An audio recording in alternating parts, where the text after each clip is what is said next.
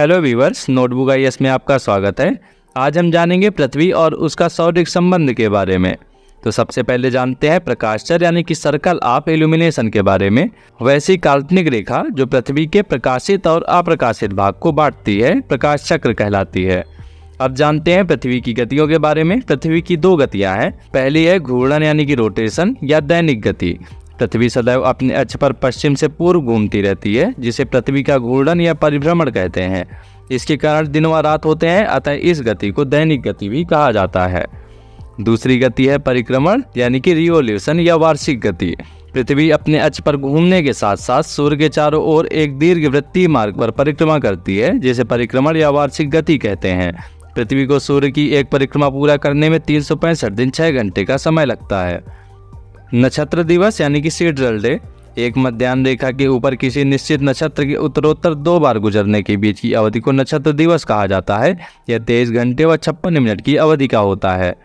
सौर दिवस यानी कि सोलर डे जब सूर्य को गतिहीन मानकर पृथ्वी द्वारा उसके परिक्रमण की गणना दिवसों के रूप में की जाती है, तब सौर दिवस ज्ञात होता है। इसकी अवधि पूरे 24 घंटे होती है। अपने परिक्रमा पथ में पृथ्वी सूर्य के चारों ओर 29.8 किलोमीटर प्रति सेकंड के वेग से चक्कर लगाती है। उपसौर यानी कि पेरिहिलियन पृथ्वी सूर्य की परिक्रमा दीर्घवृत्तीय कक्षा में करती है, जिसके एक फोकस पर सूर्य होता है। जब पृथ्वी सूर्य के अत्यधिक पास होती है तो उसे उपसौर कहते हैं। ऐसी स्थिति 3 जनवरी को होती है, यानी 3 जनवरी को पृथ्वी सूर्य के सबसे निकट होती है। ऐसी स्थिति में पृथ्वी और सूर्य के बीच की दूरी 14.70 करोड़ किलोमीटर होती है। अब जानते हैं अपसौर यानी कि एफेलियन के बारे में। पृथ्वी जब सूर्य से अधिकतम दूरी पर होती है तो उसे अपसौर कहते हैं। ऐसी स्थिति 4 जुलाई को होती है। ऐसी स्थिति में पृथ्वी और सूर्य के बीच की दूरी 15.21 करोड़ किलोमीटर होती है। एप्साइड रेखा उपसौरिक एवं अपसौरिक को मिलाने वाली काल्पनिक रेखा सूर्य के केंद्र से गुजरती है, इसे एप्साइड रेखा कहते हैं। अब जानते हैं अक्षांश यानी कि लैटिट्यूड के बारे में। विषुवत वृत्त से उत्तर या दक्षिण दिशा में स्थित किसी स्थान की कोणीय दूरी को अक्षांश कहते हैं।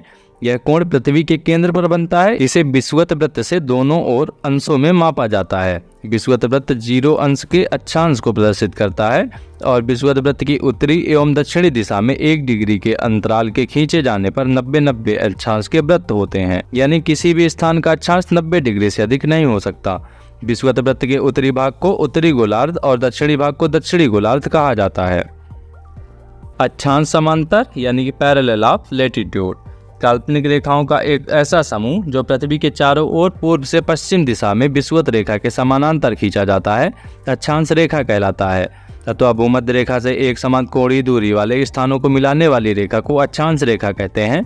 भूमध्य रेखा 0 डिग्री की अक्षांश रेखा है, अतः इस पर स्थित सभी स्थानों को अक्षांश 0 डिग्री होगा। भूमध्य रेखा के उत्तर में स्थित अक्षांश रेखाओं को उत्तरी अक्षांश रेखाएं तथा इसके दक्षिण में स्थित अक्षांश रेखाओं को दक्षिणी अक्षांश रेखाएं कहते हैं। 2 अक्षांश रेखाओं के मध्य की दूरी 111 किलोमीटर होती है। भूमध्य रेखा के उत्तर में 23.5 डिग्री अक्षांश को कर्क रेखा और दक्षिण में 23.5 डिग्री अक्षांश को मकर रेखा कहा जाता है। भूमध्य रेखा के उत्तर में 66.5 डिग्री यानी कि 66 डिग्री 30 मिनट अक्षांश को आर्कटिक वृत्त और दक्षिण में 66.5 डिग्री यानी 66 डिग्री 30 मिनट अक्षांश को अंटार्कटिक वृत्त कहते हैं। कर्क रेखा ताइवान, चीन, म्यांमार, बांग्लादेश, भारत, ओमान, संयुक्त अरब अमीरात, सऊदी अरब, मिन, Libya, Niger, Algeria, Mali, Mauritania, पश्चिम सहारा, बहामास और मैक्सिको से होकर गुजरती है।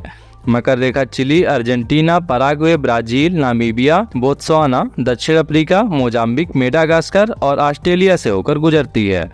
विषुवत रेखा Ecuador, Colombia, Brazil, Gabon, Congo गणराज्य, लोकतांत्रिक कांगो गणराज्य, Uganda, Kenya, Somalia, Maldives, Indonesia तथा किरियाती से होकर गुजरती है।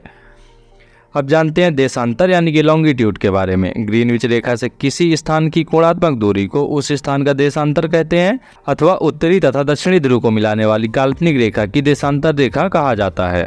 देशांतर रेखाओं की लंबाई बराबर होती है। ये रेखा समानांतर नहीं होती हैं और उत्तरी तथा दक्षिणी ध्रुव पर एक बिंदु पर मिल जाती हैं। ध्रुवों से विषुवत रेखा की ओर बढ़ने पर देशांतरों के बीच की दूरी बढ़ती जाती है तथा विषुवत रेखा पर इसके बीच की दूरी अधिकतम 111.32 किलोमीटर होती है। 0 अंश अक्षांश एवं 0 अंश देशांतर अटलांटिक महासागर में काटती है। देशांतर रेखाओं को एक समान होने के कारण इसकी गणना में कठिनाई होती थी, इसीलिए सभी देशों में सर्वसम्मति से यह निश्चित किया कि ग्रीनविच वेधशाला से गुजरने वाली देशांतर रेखा से गणना शुरू की जानी चाहिए। तथा इसे हम प्रधान माध्यान्ह रेखा कहते हैं। इस देशांतर का मान 0 डिग्री है। इससे हम 180 डिग्री पूर्व तथा 180 डिग्री पश्चिम देशांतर की गणना करते हैं। प्रधान माध्यान्ह रेखा की बाईं ओर की रेखाएं पश्चिमी देशांतर और दाहिनी ओर की रेखाएं पूर्वी देशांतर कहलाती हैं। ये क्रमशः पश्चिमी गोलार्ध एवं पूर्वी गोलार्ध कहलाते हैं। 180 डिग्री पूर्व तथा 180 डिग्री पश्चिम देशांतर एक ही रेखा है। गोलाकार होने के कारण पृथ्वी 24 घंटे में 360 डिग्री घूम जाती है तथा 1 डिग्री देशांतर की दूरी तय करते में पृथ्वी को 4 मिनट का समय लगता है। देशांतर के आधार पर ही किसी स्थान का समय ज्ञात किया जाता है। अब जानते हैं विषुव यानी कि इक्विनॉक्स के बारे में। यह पृथ्वी का वह स्थिति है जब सूर्य की किरणें विषुवत रेखा पर लंबवत पड़ती हैं और सर्वत्र दिन एवं रात बराबर होते हैं।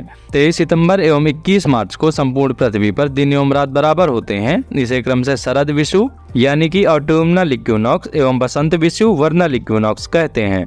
21 मार्च से 23 सितंबर की अवधि में उत्तरी गोलार्ध सूर्य का प्रकाश 12 घंटे या अधिक समय तक प्राप्त करता है तथा यहाँ दिन बड़े एवं रातें छोटी होती हैं।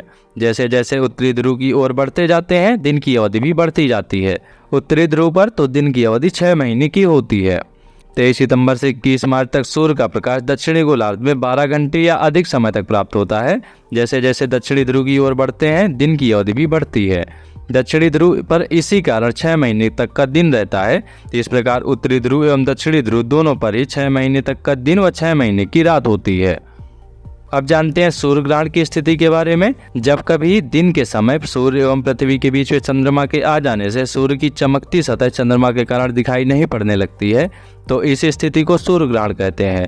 जब सूर्य का एक भाग छिप जाता है तो उसे आंशिक सूर्य ग्रहण और जब पूरा सूर्य ही कुछ क्षणों के लिए छिप जाता है तो उसे पूर्ण सूर्य ग्रहण कहते हैं। पूर्ण सूर्य ग्रहण हमेशा अमावस्या यानी कि न्यू मून को ही होता है।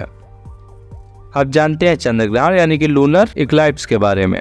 जब सूर्य और चंद्रमा के बीच पृथ्वी आ जाती है तो सूर्य की पूरी रोशनी चंद्रमा पर नहीं पड़ती है। इसे चंद्र ग्रहण कहते हैं। चंद्र ग्रहण हमेशा पूर्णिमा यानी कि फुल मून की रात्रि में ही होता है। प्रत्येक पूर्णिमा को चंद्र ग्रहण नहीं होता है क्योंकि चंद्रमा और पृथ्वी के कक्षापथ में 5 डिग्री का अंतर होता है, जिसके कारण चंद्रमा कभी पृथ्वी के ऊपर से या नीचे से गुजर जाता है।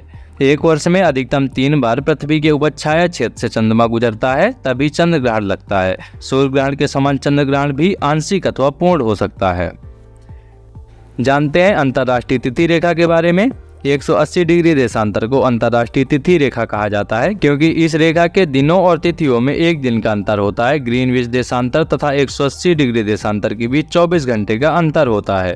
0 डिग्री से 180 डिग्री पूर्व की ओर जाने पर 12 घंटे की अवधि लगती है एवं यह ग्रीनविच समय से 12 घंटे आगे होता है। इसी प्रकार 0 डिग्री से 180 डिग्री पश्चिम की ओर जाने पर ग्रीनविच समय से 12 घंटे पीछे का समय मिलता है। यही कारण है कि 180 डिग्री पूर्व एवं पश्चिम देशांतर में कुल 24 घंटे अर्थात एक दिन रात का अंतर होता है। उदाहरण के लिए यदि ग्रीनविच पर बृहस्पतिवार 25 सितंबर 2003 ईस्वी को दोपहर के 12 बजे हों तो 180 डिग्री पूर्वी देशांतर पर 25 सितंबर 2003 ईस्वी की मध्य रात्रि होगी, जबकि 180 डिग्री पश्चिमी देशांतर पर 24 सितंबर 2003 ईस्वी की मध्य रात्रि होगी। इसका अर्थ यह है कि 180 डिग्री देशांतर के दोनों ओर को अलग अलग तिथियां पाई जाती हैं। जब इस रेखा को पूर्व की ओर लांघते हैं तो एक दिन दोहराया जाता है और इसे पश्चिम की ओर लांघते हैं तो एक दिन कम किया जाता है। अब जानते हैं समय जोन व मानक समय के बारे में।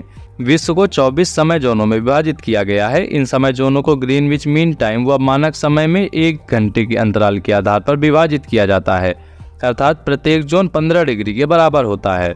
ग्रीनविच यामोत्तर 0 डिग्री देशांतर पर है, जो कि ग्रीनलैंड व नाउनियन सागर व ब्रिटेन, स्पेन, अल्जीरिया, फ्रांस, माले, बुर्किना फासो, घाना व दक्षिण अटलांटिक समुद्र से गुजरता है।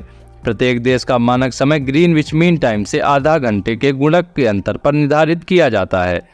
मानक समय स्वेच्छा से चयनित यामोत्तर का स्थानीय समय होता है, जो कि एक विशिष्ट क्षेत्र या देश के लिए मानक समय निर्धारित करता है। भारत में 82.5 डिग्री पूर्वी देशांतर, जो इलाहाबाद के निकट मिर्जापुर से गुजरती है, के समय को मानक समय माना गया है। यह समय ग्रीनविच मीन टाइम से 5.5 घंटा आगे है। अतः जब ग्रीनविच में दोपहर के 12 बजे हों तो उस समय भारत में शाम के 5:30 बजेंगे। अब जानते हैं विषुवत रेखा यानी कि इक्वेटर के बारे में। पृथ्वी की मध्य सतह से होकर जाने वाली यह अक्षांश रेखा है, जो उत्तरी एवं दक्षिणी ध्रुव से बराबर दूरी पर होती है। यह शून्य अंश की अक्षांश रेखा है। विषुवत रेखा के उत्तरी भाग को उत्तरी गोलार्ध और दक्षिणी भाग को दक्षिणी गोलार्ध कहते हैं। अब जानते हैं कटिबंध यानी कि जोन के बारे में। प्रत्येक गोलार्ध को ताप के आधार पर कई भागों में बांटा गया है। इन भागों को कटिबंध कहा जाता है, जैसे कि उष्ण कटिबंध यानी कि ट्रॉपिकल जोन, विषुवत रेखा से 30 डिग्री उत्तर एवं 30 डिग्री दक्षिण का भाग। यहाँ वर्ष में 2 बार सूर्य शीर्ष पर चमकता है। इस भाग का मौसम सदैव गर्म रहता है। उपोष्ण कटिबंध यानी कि सब ट्रॉपिकल जोन, 30 डिग्री से 45 डिग्री उत्तरी एवं दक्षिणी अक्षांशों के बीच स्थित क्षेत्र, जहाँ कुछ महीने ताप अधिक और कुछ महीने ताप कम रहता है। शीतोष्ण कटिबंध यानी कि टेम्परेट जोन, 45 डिग्री से 66 डिग्री उत्तरी और दक्षिणी अक्षांशों के बीच का क्षेत्र है। यहाँ सूर्य सिर के ऊपर कभी नहीं चमकता है, बल्कि उसकी किरणें तिरछी होती हैं। ऐसे ही महत्वपूर्ण वीडियो को देखने के लिए सब्सक्राइब करें हमारे YouTube चैनल नोटबुक IAS को।